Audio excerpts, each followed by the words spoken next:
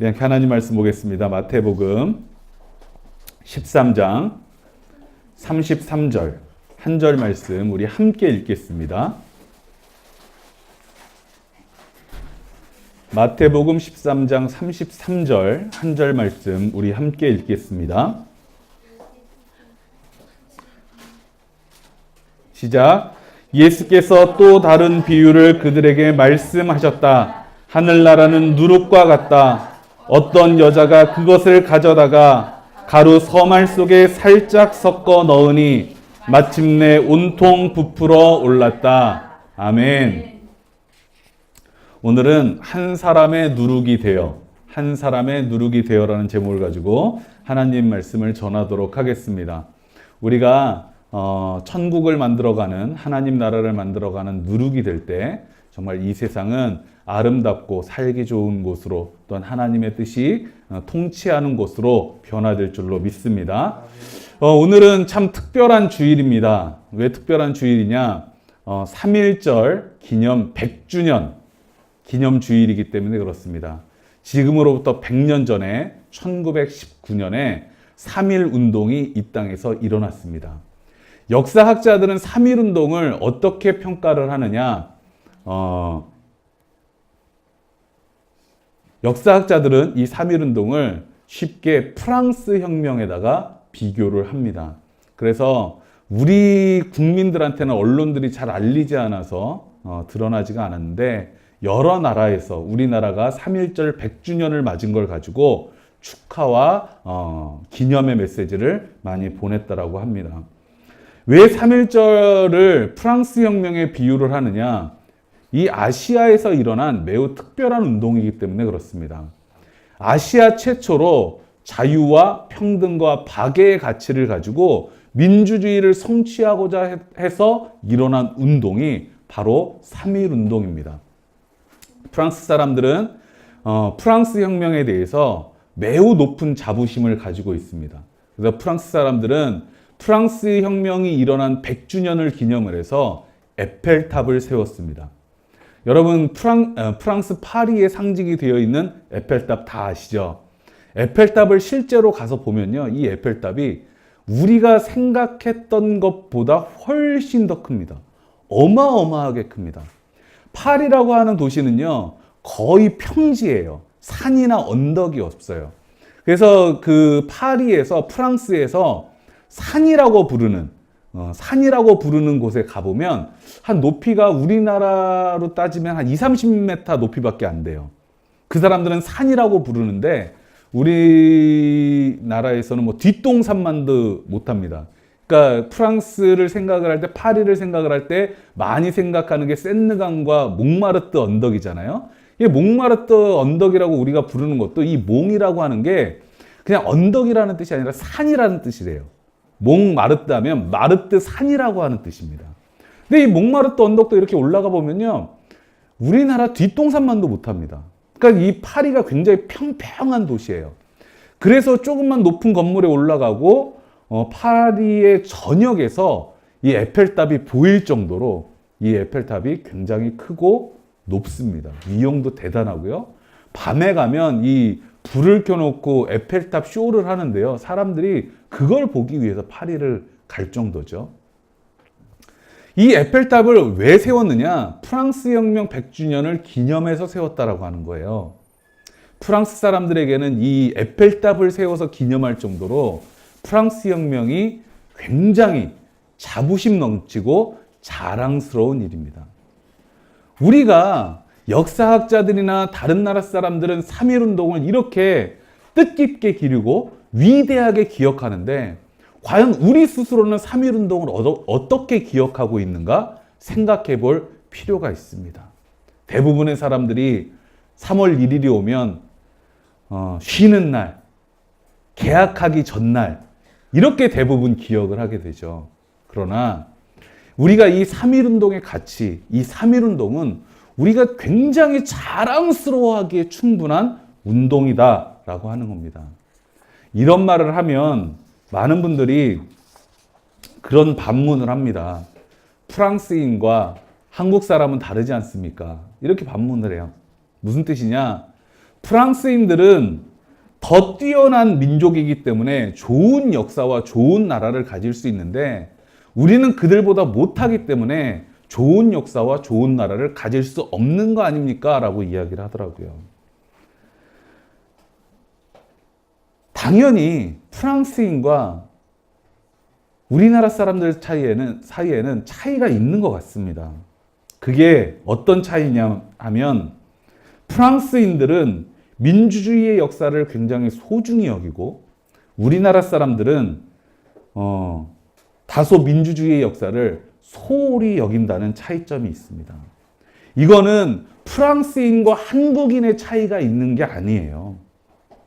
단지 소중한 것을 소중히 여길 줄 아는 사람과 소중한 것을 소홀히 여기는 사람의 차이만 있을 뿐입니다. 이건 프랑스인과 한국인의 본질적인 차이가 아니라 우리가 소중한 것을 소중하게 여길 줄 아는 사람이 된다고 한다면 얼마든지 극복 가능하고 더 뛰어난 민족, 더 좋은 나라, 더 좋은 역사를 가질 수 있게 된다는 뜻입니다. 김구 선생이 나의 소원이라고 하는 글을 썼습니다. 나의 소원에서 김구 선생이 뭐라고 이야기를 했냐면 오직 내가 한없이 가지고 싶은 것은 높은 문화의 힘이다 라고 이야기를 했어요. 여기서 말하는 문화라고 하는 건 뭐 음악, 미술 뭐 이런 문화만을 이야기하는 게 아니라 문사철이라고 하죠. 문학, 역사, 철학 이런 인문학 전체를 가르치는 거예요.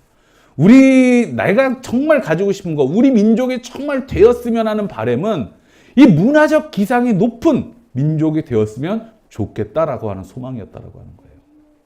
정말 우리 모두가 지금 이 시점에서 간절히 소망해야 될 게 바로 이 높은 문화의 힘이라고 생각을 합니다. 높은 문화의 힘은 어디서 드러날까요? 그 대표적인 게 지도자를 고르는 안목에서 드러나는 겁니다. 뭐라고요? 지도자를 고르는 안목에서 드러나는 거예요. 알렉시스 드 토크빌이라고 하는 프랑스의 자유사상가가 있습니다. 이 사람이 뭐라고 이야기를 했느냐? 여러분도 아마 좀 관심 있는 분들은 들어보셨을 거예요. 모든 국민은 자기 수준에 걸맞는 정부를 갖는다라고 했어요. 이거를 좀 더 자세하게 이야기를 하면 모든 사람은 자기 수준에 맞는 지도자밖에 갖지 못한다라고 하는 거예요. 내가 좋은 지도자를 만나고 싶다? 내가 좋은 지도자와 함께 살고 싶다? 그러면 좋은 지도자가 어디서 뚝 떨어지기를 바랄 게 아니라 우리가 좋은 지도자를 고르는 안목부터 가져야 한다라고 하는 겁니다. 제가 3.1운동을 돌아볼 때 가장 안타까운 것 중에 하나가 뭐냐면 민족대표 33인 혹은 48인에 대한 평가가 너무나도 편회되었다라고 하는 거예요. 너무나도 적절치 못하다라고 하는 겁니다. 요즘 TV에 많이 나오는 어느 스타 역사 강사가 그런 이야기를 했습니다. 사실상 3.1운동에 앞장섰던 민족대표 33인이 모여서 독립선언서를 낭독했던 태화관은 오늘날로 따지면 룸사롱이었다 이런 얘기를 했어요. 이래가지고 굉장히 논란이 많았고 역사학자들로부터 비판을 많이 받았습니다. 왜 그러냐면 이 태화관이라고 하는 이 요정이 요리가 나오고 기생이 나오는 집이었던 건 맞습니다. 그런데 이 요정이라고 하는 곳이 오늘날 우리가 생각하는 것처럼 뭐 성을 사고 파는 곳으로 변질된 거는 일제시대에 들어와서 그렇게 변질이 됐던 거예요. 원래 이 요정이라고 하는 곳은 여러 가지 모임이 각종 행사들이 모이던 장소였습니다. 그래서 사람들이 기자회견을 하거나 출판 기념회를 하거나 온갖 만찬회를 할 때 고급스럽게 대접받으면서 편안한 분위기 위해서 이런 것들을 하기 위해서 그 시절에는 우리가 호텔을 이용하는 것처럼 요정을 이용했다라고 하는 거예요. 그리고 그 당시에 태화관에 있었던 기생이라고 하는 것도 몸 파는 사람들이 아니라 얘기라고 아세요? 그러니까 쉽게 말하면 예술인들이었다는 거예요. 예술인들. 제가 한때 그 기생이라고 하는 책을 읽어본 적이 있어요. 말하는 꽃 기생이라고 하는 책이었는데 가와무라 미나토라고 하는 일본 사람이 쓴 책입니다. 이 책을 지금은 저희 집에서 냄비 받침으로 쓰고 있거든요. 제가 이 책을 한때 읽었어요. 왜 읽었냐면 우리가 기성에 관해서 가지고 있는 어떤 굉장히 안 좋은 고정관념이 있잖아요. 그거를 이 사람이 하는 얘기가 일본인으로서 솔직히 고백하는데 일본인이 만든 인식이라고 하는 거예요. 원래 조선의 기생들은 말하는 꽃이라고 표현했던 것처럼 예술인들에 더 가까웠다고 하는 거예요. 그래서 이 기생이 되기 위해서는 어려서부터 예술인이 되기 위한 훈련을 잘 받아서 실제로 기생들은 춤도 잘 추고 노래도 잘하고 시도 잘 쓰고 그리고 연애를 할 때도 자기가 원하는 사람과 연애를 했다는 거예요. 그러니까 여러분이 중고등학교 때 황진이 같은 그런 기생에 대해서 배우잖아요. 황진이의 콧대가 얼마나 높습니까? 황진이는 자기가 주고 싶은 사람에게만 마음을 주잖아요. 그랬다는 거예요, 원래. 근데 이 이미지가 일제시대를 지나면서 완전히 조선 여자들은 전부 다 돈만 주면 몸을 파는 여자들인 것처럼. 이렇게 해서 탄생한 게 뭐겠습니까? 일본군 성노예가 탄생한 거죠. 위안부라고 부르는. 이런 짓을 하기 위해서 조선인 여자들은 굉장히 성적으로 타락하고 천박한 존재인 것처럼 인식을 만들어갔다라고 하는 거예요. 제가 오히려 태화관에서 이 민족대표 33인이 독립선언서를 낭독했다라고 했을 때 제가 주목하는 부분은 이거예요.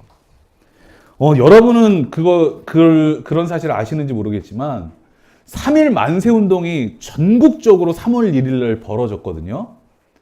3월 1일 날 전국적으로 만세운동이 시작이 됐는데 파고다 공원에서 만세 삼창이 울려 퍼지고 대한독립만세가 울려 퍼지고 독립선언서가 길거리에 뿌려지기 직전까지 일본 총독부가요 3.1 운동이 일어날 것이라고 하는 아무런 낌새도 알아차리지 못했다는 거예요. 진짜 신기하지 않습니까? 아니 전국적인 규모의 시위를 조선인들이 계획하고 있는데 어떻게 조선 총독부가 그 사실을 3.1 운동이 일어나는 그 순간까지도 모르고 있었을까? 그렇죠? 그래서 역사학자들은요 어떻게 이럴 수 있었는지를 아직도 궁금해하고 있어요. 아무것도 밝혀지지 않았다라고 하는 거예요. 근데 저는 태화관 이런 얘기를 들을 때 한 가지 추측이 돼요. 뭐냐면 그냥 일본 경찰이나 조선 총독부는 어떻게 생각을 했냐면 그냥 천도교 지도자들하고 기독교 목사들이 시시껄렁한 모임 하나 하는구나라고 생각을 했던 거예요. 응? 생각을 해보십시오. 천도교 지도자나 기독교 교회 목사들이 모여가지고 개신교회 목사들이 모여가지고 요정에서 모임을 하는 거예요. 술집에서 모임을 한다고. 그러면 이 일제가 어떻게 받겠어요?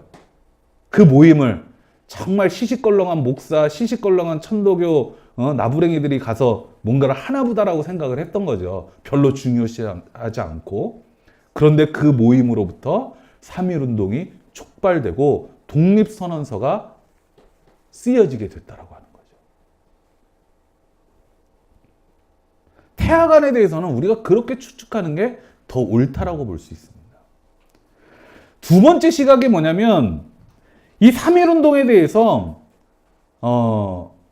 가지고 있는 역사 좀 안다라고 생각하는 사람들이 자주 하는 얘기 중에 3.1 운동은 지도자가 없는 운동이었다.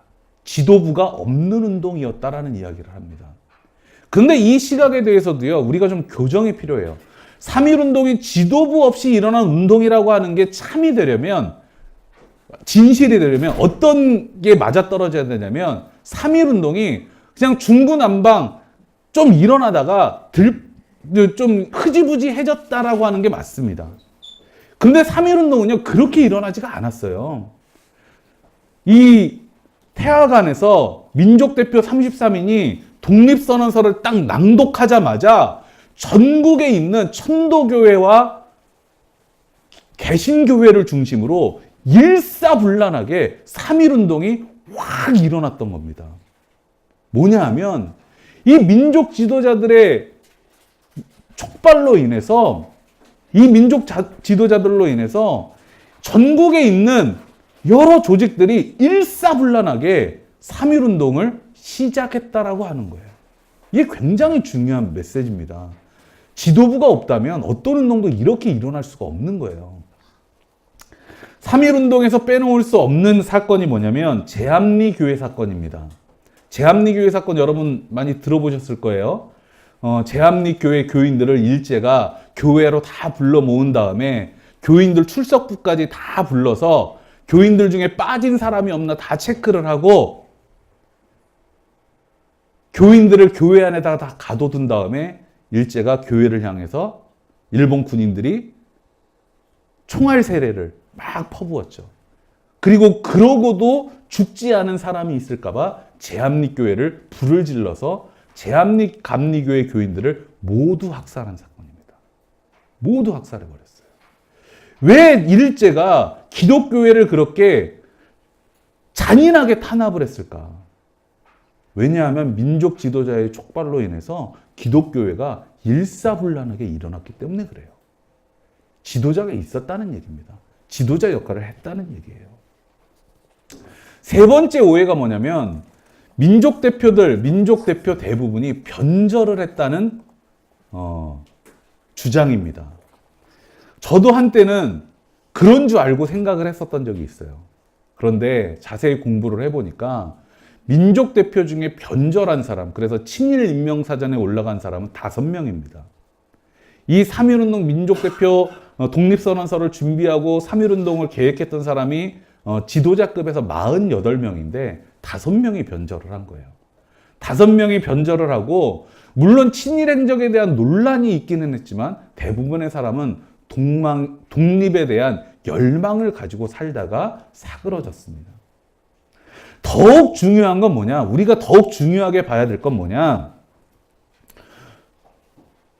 온갖 회유와 탄압에 민족 지도자들은 좀 사그러들었지만 그 리더십이 대한민국 임시정부로 온전히 이어졌다라고 하는 거예요. 3.1운동이 일어난 이후로 대한민국 임시정부가 태동을 하게 됩니다. 그래서 이 임시정부의 지도하에 여러 가지 다양한 많은 지속적인 독립운동이 벌어졌다라고 하는 거예요.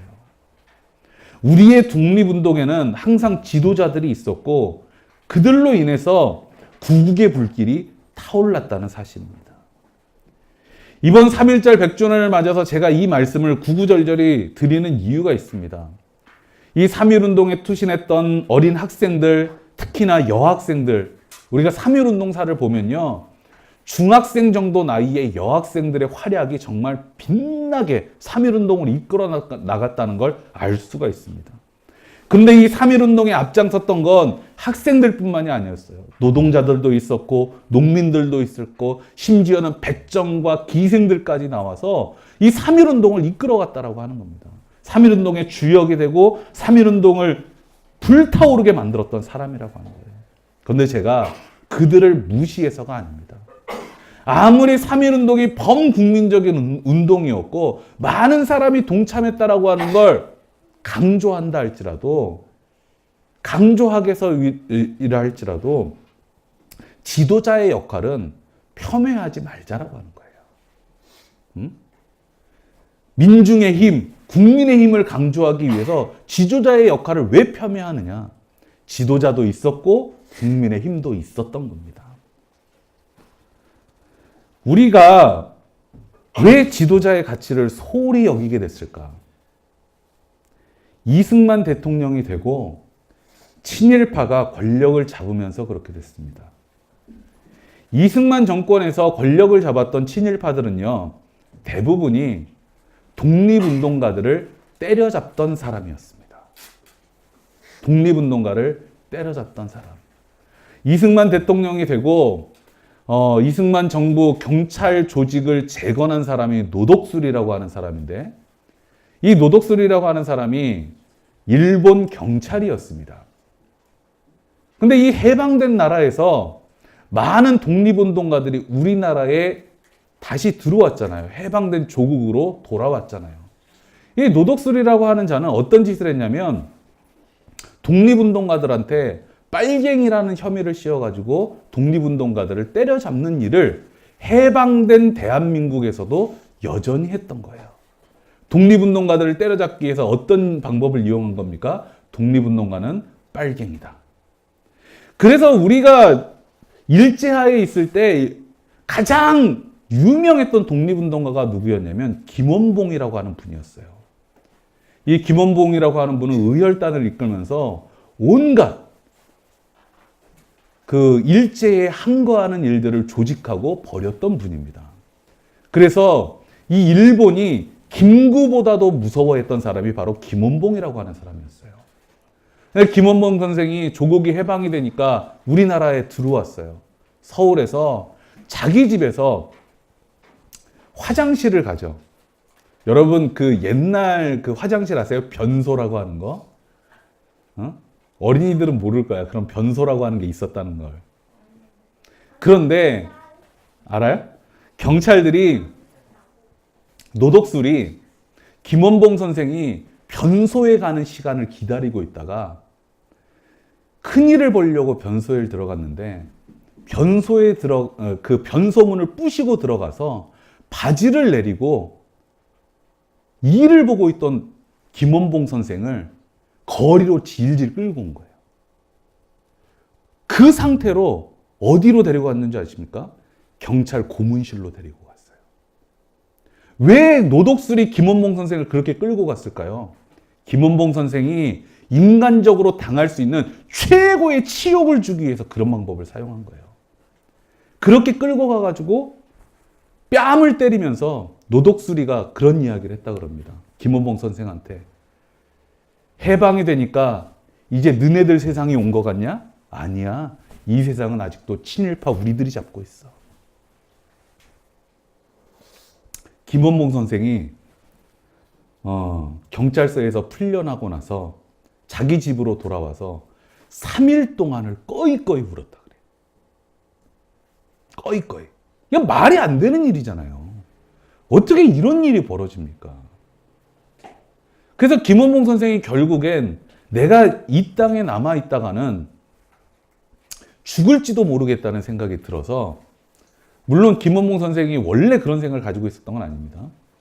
이 김원봉 선생은 이 남북이 갈라지려고 하니까 김구 선생과 함께 이 분단을 막기 위해서 김일성을 만나고 이승만을 만나면서 계속 협상을 시도를 했어요.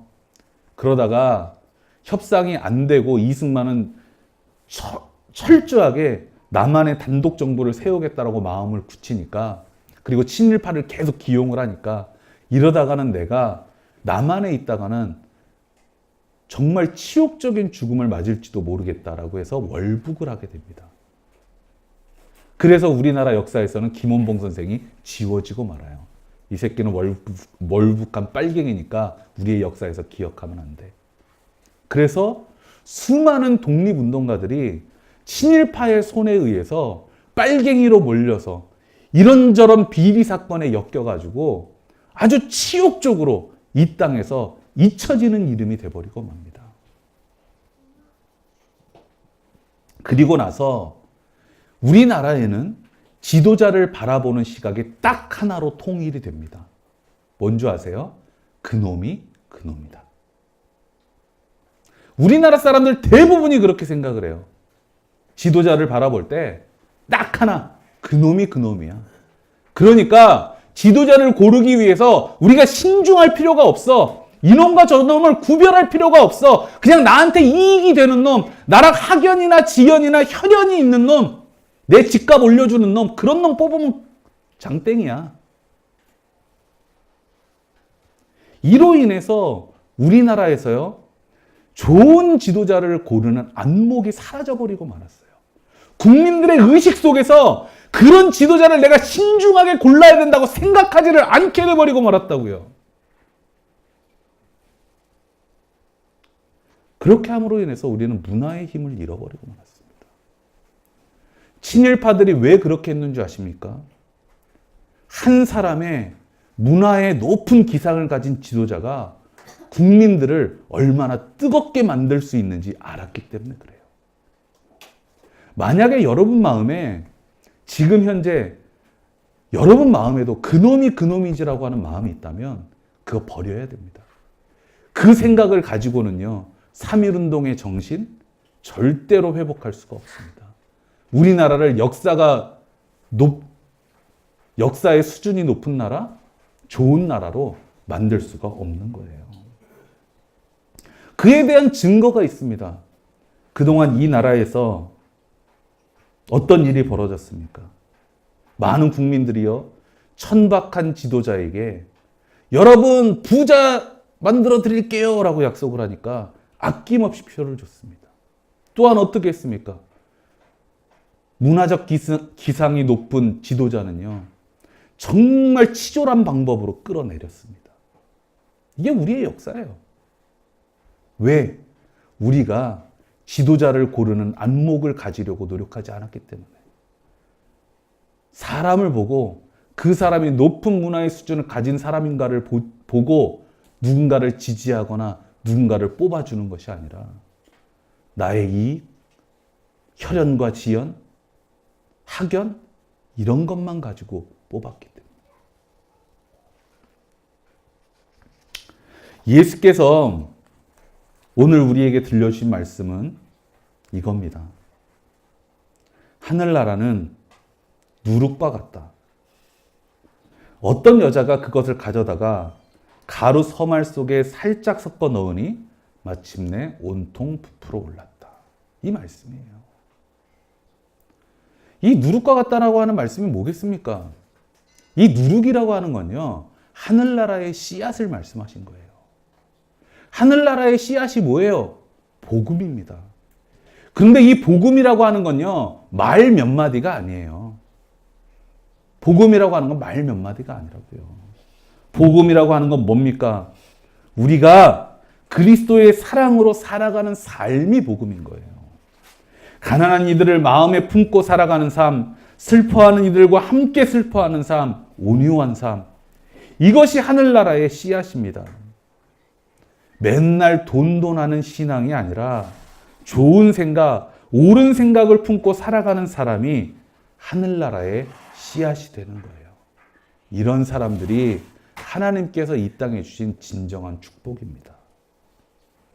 3.1운동이 일어났을 때 이완용이 매일신보에 이런 글을 써서 경고문을 3차례 올립니다. 누구한테 경고를 했느냐? 일본을 향해서 경고를 한 게 아니라 3.1운동을 벌이는 사람들을 향해서 경고문을 썼습니다. 그 경고문은 참 구구절절하고 긴데 골자는 이거 하나예요. 우리가 일본 덕에 근대화가 되고 일본 덕에 부유한 나라가 되고 있다. 그런데 억울한 일이 다소 있다고 해서 일본한테 나가라고 하는 것, 일본을 반대하는 것, 이것은 배은망덕한 일이다.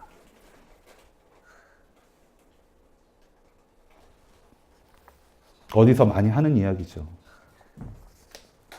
대중은요, 자기 수준만큼의 지도자를 갖게 되는 겁니다. 우리 생각이 성숙해야 지도자의 수준이 높아지는 겁니다. 저는 이 누룩의 역할이, 하늘나라의 씨앗이 되는 그리스도인의 역할이 이거라고 생각을 해요. 높은 문화의 힘을 가진 그리스도인이 되는 것. 그러면 우리가 스스로 높은 문화의 힘을 가지려고 할 때 하나님께서 우리를 통해서 하나님 나라를 이루어가는 누룩이 되게 하시고 씨앗이 되게 하실 줄로 믿습니다. 아멘. 우리의 수준을 높이는 그리스도인들이 됩시다. 우리 함께 기도하겠습니다.